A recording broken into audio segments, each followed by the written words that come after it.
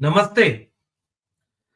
आज हरियाणा के बहाने उत्तर प्रदेश की राजनीति से जोड़ करके एक बड़े जरूरी विषय पर बातचीत करेंगे।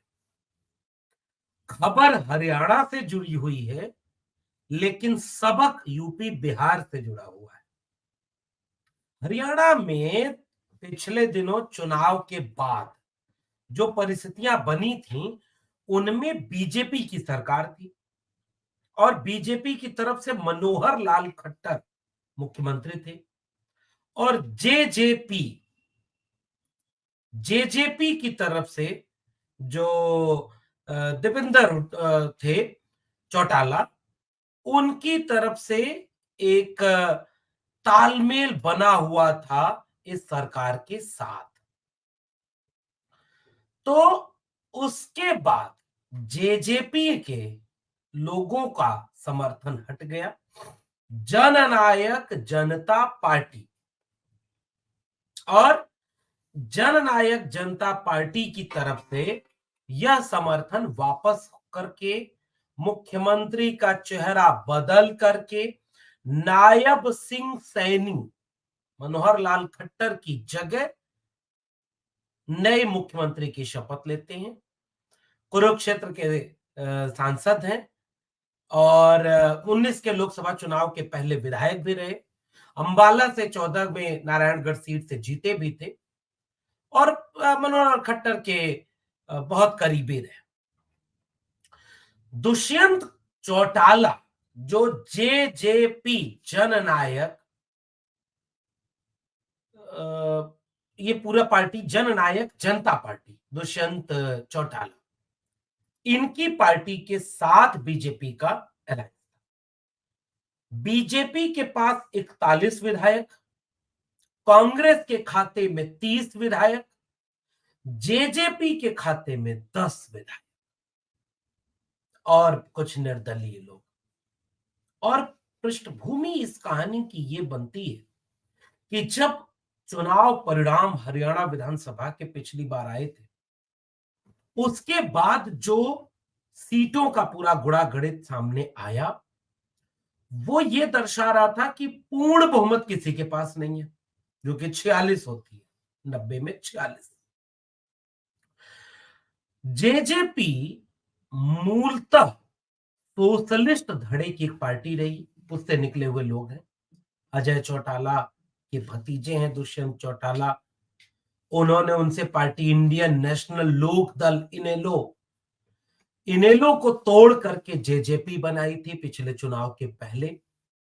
चाचा और पिताजी उनके, कहा यह जा रहा था कि घर के कई सदस्य जो जेल में थे, उनको बाहर निकालने, केस मुकदमा वापस करने और डिप्टी सीएम का पद, ऐसे कई ऑफर बीजेपी की तरफ से जेजेपी को दिए गए थे और जेजेपी ने 10 विधायकों के समर्थन के साथ बीजेपी के साथ जाना चुना और जेजेपी की तरफ से दुष्यंत चौटाला उप मुख्यमंत्री बनाए गए। तो लंबे समय तक मंत्री रहे, उप मुख्यमंत्री रहे, घर के परिवार के कई लोगों को जेल वेल से शायद बाहर निकाला, ऐसा लोग कहते थे और उसका लाभ भी लिया। तो जो समाजवादी यानी सोशलिस्ट परिवार, एक जमाने में इंडियन नेशनल लोक दल, लोक परिवार, जनता पार्टी, उसका जो चौटाला परिवार था, जो समाजवादी धड़े से जुड़ा हुआ था, उसका बीजेपी की तरफ जाना लोगों को आश्चर्यचकित करता कि सत्ता के लिए दुष्यंत चौटाला ने समझौता कर लिया और दुष्यंत चौटाला बीजेपी के साथ चले गए, बीजेपी की सरकार बन गई। बहुत लाभ हुआ, लेकिन अब जब और लाभ लेने की बारी आई, तो उस लाभ लेने के समय एक पेच फंसा। और पेच क्या फंसा, इसे जरा आज समझने की कोशिश करेंगे। पेच ये फंसा कि जेजेपी की तरफ से भी सीटें मांगी जा रही लोकसभा चुनाव में कि हमें भी और सीटें चाहिए, हमें भी थोड़ा और टिकट चाहिए ताकि हम चुनाव लड़के जीत सके। बीजेपी को ये लगने लगा था कि अब जेजेपी की कोई क्षमता ताकत बची नहीं है, इसलिए उचित समय देखकर उन्होंने जेजेपी को ठिकाने लगा दिया। जी हां, ठिकाने लगाना। और ठिकाने लगाने के समय गठबंधन तोड़ा और उस गठबंधन से जेजेपी बाहर हुई। नए मुख्यमंत्री के रूप में नवाब नायब सिंह सैनी ओबीसी के मंत्री बने, मुख्यमंत्री। और उसके बाद निर्दलीय विधायकों के समर्थन के साथ साथ जेजेपी के 10 विधायकों में से माना जा रहा है कि 5 विधायक बीजेपी के साथ हैं। तो अपना मंत्री पद भी गया, आगे की बार्गेनिंग कैपेसिटी भी खत्म हुई, सरकार से बेदखल भी हुए, पार्टी भी टूट रही है, बचा नहीं पाए जेजेपी के दुष्यंत चौटाला। तो एक समय जब दुष्यंत चौटाला को यह लग रहा था कि असली राजनीति दुष्यंत चौटाला खेल रहे हैं, कि वो अपने परिवार के लोगों का केस मुकदमा वापस करा लिए, सत्ता में भागीदार भी बन गए, डिप्टी सीएम का पद और कई मंत्री भी बने और पूरा मलाई भी खाई। चुनाव करीब आते आते ऐसा उन्हें निकाल कर फेंका गया कि अब उनके अस्तित्व पर ही खतरा मंडरा, क्योंकि पहले भी लड़ाई हुई थी घर में और उस लड़ाई के बाद जो बंटवारा हो गया था, उस बंटवारे के समय नुकसान उन्होंने अपने परिवार के लोगों का किया, लेकिन अपना फायदा किया और 10 विधायक जिताए। 10 विधायक जीतने के बाद उन्होंने लगा कि हम बहुत अच्छा राजनीतिक निर्णय ले रहे हैं, लेकिन उन्हें इस बात का तनिक भी अंदाजा नहीं था कि बीजेपी कैसे भीतर से चीजों को खत्म कर देती है, उचित समय पर आपका इस्तेमाल करेगी और ऐसी जगह आपको छोड़ेगी कि ना आप कहीं के नहीं बचेंगे।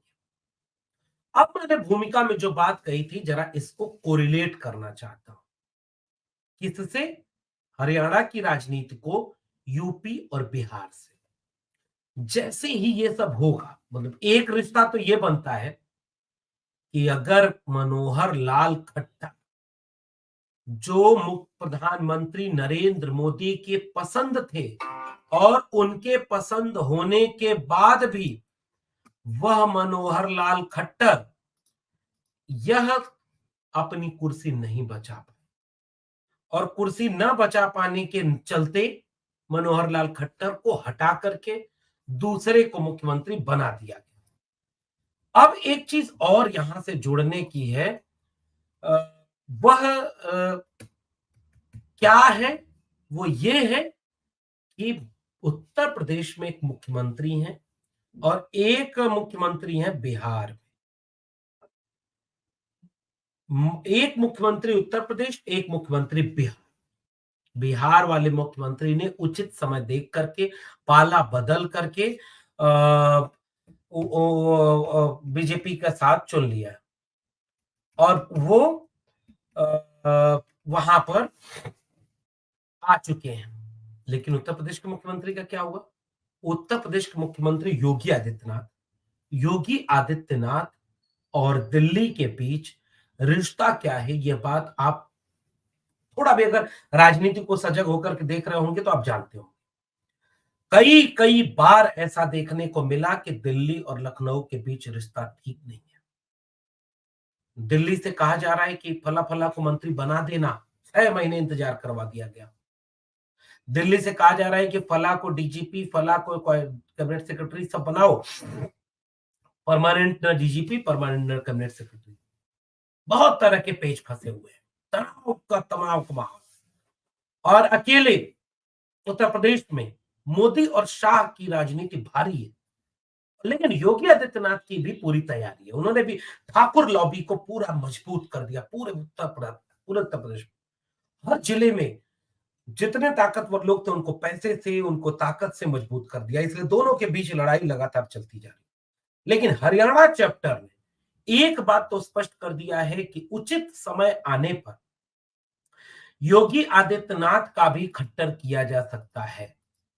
योगी आदित्यनाथ का भी कैसे बदलाव आएगा, क्या चीजें बदलेंगी, इस चीज को लेकर के यह सब कुछ बदलाव की बात करने का एक रास्ता दिखाती है कि खट्टर जब हटाए जा सकते हैं तो क्या होगा। तो उत्तर प्रदेश में भी क्या आने वाले दिनों में इसकी कोई ना कोई बानगी देखने को मिल सकती है कि जब उत्तर प्रदेश के मुख्यमंत्री को लेकर के भी कोई नई तरह की रणनीति काम करे। अब आते हैं असली बिंदु पर, असली बात जो हम आपसे करना चाह रहे थे। खट्टर और योगी और नीतीश का तो एक रिश्ता जुड़ रहा है, उसका आप विश्लेषण करिएगा। दूसरा एक बिंदु जुड़ रहा है दुष्यंत चौटाला के साथ, यूपी और बिहार के इन नेताओं का। जैसे यूपी में आए तो सबसे पहला चैप्टर जो दुष्यंत चौटाला का देख करके झटका लगा होगा, वह नाम है उत्तर प्रदेश की राजनीति में जयंत चौधरी। दुष्यंत चौटाला भी जाट नेता, ओबीसी नेता, किसान नेता, जनता परिवार, समाजवादी खेमा, और उसके मिजाज में यह वो बीजेपी वाली राजनीति नहीं थी। लेकिन दुष्यंत चौटाला सत्ता का लाभ लेने के लिए डिप्टी सीएम बन करके, मंत्री बन करके, घर के लोगों को मुकदमे से बचा करके, जेल से बचा करके इतना दिन लाभ तो लिए, लेकिन जब निकाल के फेंके गए तो पता चला आधे विधायक ही गायब, और वो विधायकों के साथ उनका नुकसान हो चुका है। यह पूरा दृश्य देख करके जिस एक आदमी को सबसे ज्यादा झटका लगा होगा, उसमें सबसे पहला नाम है जयंत चौधरी को। जयंत चौधरी राज्यसभा गए तो समाजवादी पार्टी के समर्थन पर गए, उनके भेजे गए, क्योंकि 9 एमएलए से कोई राज्यसभा नहीं हो जाता, 37 एमएलए चाहिए। तो समाजवादी पार्टी की तरफ से अखिलेश यादव जी ने उन्हें राज्यसभा भेजा। उनको 7 सीटें दे रहे थे। 22 के लोकसभा चुनाव में उनको 33 सीटें थी, जिनमें से 9 वो जीते, क्योंकि उसके पहले ना उनका एक भी सांसद था, ना एक भी विधायक था। इन सब के बीच यह सब कुछ सारी चीजें ऐसी बनती हैं कि वो बदलाव की तरफ से चले गए, कि बीजेपी की साइड में चले गए, बीजेपी की तरफ चले गए।